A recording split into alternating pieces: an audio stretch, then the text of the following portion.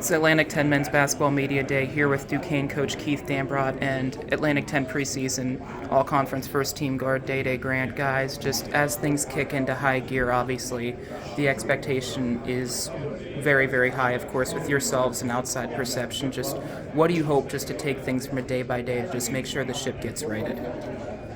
We're just trying to be the best version of ourselves, just trying to be a good basketball team that care about one another. It's a unique situation because we have a lot of older guys, but we also have a lot of new older guys. So we've got a lot of work to do to be a good team. We know that. But I think whenever you can understand yourself and look yourself in the mirror, you have a good chance for success.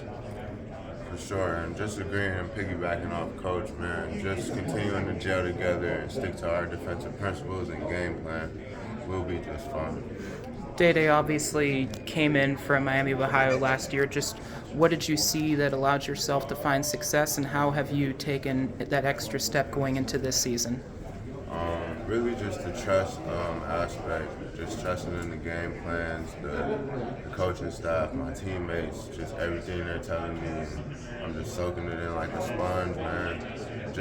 And trying to apply that onto the court and just be the best version, like Coach said, of ourselves and look at each other in the mirror. Health-wise, you're getting a lot of post-presence back into health. Now it's getting them into those reps, into game situation. Just how important is that post-depth, especially for that defense you said that you were looking to try to play? Well, it's slowed our development. We only had 7 guys in the summer. But the summer is a kind of an extra time. But we know that we have to have a balance of, driving the ball and throwing the ball to the post. So we've worked hard the last couple of days of trying to get the ball inside. And, that when we've had big success in this league, it's because we've won the battle of the trenches. We have to go back to that for sure.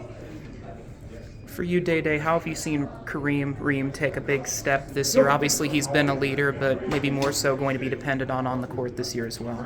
Yeah, I've seen Kareem take a big step by just trying to improve his conditioning, man. Being more of a knack, even more of a knack on the defensive end, and his shooting, man, it's gotten so much better. He's just knocking shots down. He's really shooting the hell out of the ball. For you guys, Keith, you've mentioned the last 2 years that the checklist for this team starts with being good people. Now that that's very clearly entrenched, how much more does that make practices just more fun and competitive come opening game? Well, I think first and foremost, just being around good people is fun. Nobody wants to be around guys that are selfish or don't care about one another. Players don't want it, coaches don't want it. It's never going to be a perfect situation. Just like any family, you're always going to have some issues that you just have to deal with. And I think that's the biggest thing that we've kind of stressed to one another is, the key's going to be how we handle things when things aren't going well. Everybody can handle it when things are going well. So I think that's been impressive so far with our guys. To both of you, how many languages do you know now, or have you had, or what kind of words besides the obvious cuss words have you guys been learning with all these new international presence and players? Well, I think the biggest thing is they can cuss at me and I wouldn't even know it. So, that's kind of an advantage, and they're probably teaching the guys from the United States how to cuss in that language so they can get away with it as well. But we have a lot of diversity in our group. We really like it. It's fun. We got them all the way from, Africa to the Czech Republic, to Serbia, to Russia, to Canada. So it's been a lot of fun, really. Day, there's been obviously, this is probably the most challenging non-conference schedule you guys have probably had in your time here, Keith. Just how much does that bring out the competitor in you, and maybe understanding in some cases it's going to be maybe no practice in between a game and you're just playing instinctually? Yeah, it's super exciting. It makes you super eager, man. It drives you, gives you that fuel, man, just to go out and want to play those teams, because why not? Why not try to put your team or help your team be on the map and just succeed? So I'm just excited and ready for those matchups as well as those conference matchups as well. To both of you, I have to ask about the development Drew's had on the sidelines from year 1 to year 2. Obviously, Keith, you've had him at press conferences. You have Coach Steve also now. And just what have you liked with him extending the recruiting pipeline and finding himself within year 1 to year 2? Well, I think, Drew's a natural leader. We knew it. He played for us. He brings a little different edge to our team. He's kind of a no-nonsense guy, but still well-liked because he's just coming off of a playing career. So, look, a lot of times change is good.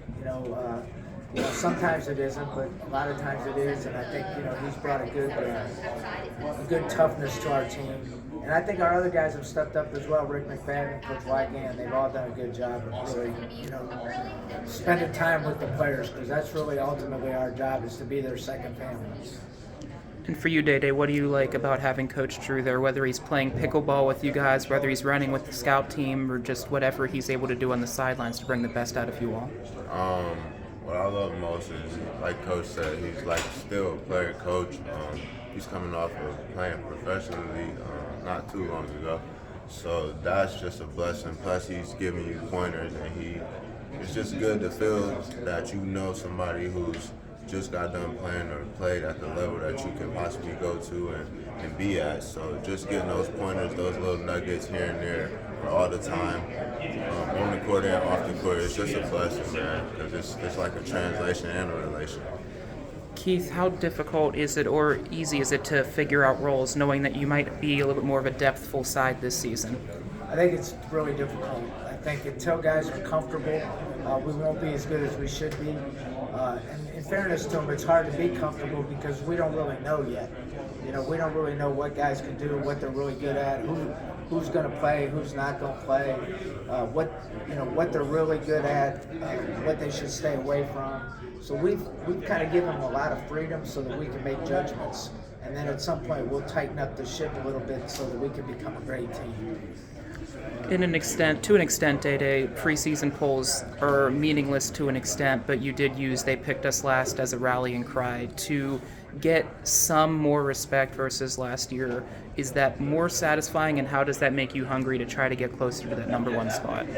I look at it all the same. I'm well appreciative, super appreciative for any kind of rankings for whatever my team and our team gets, as well as myself. But to be 110% real with you, it's all the same if we're not number one at the end of when it's all said and done.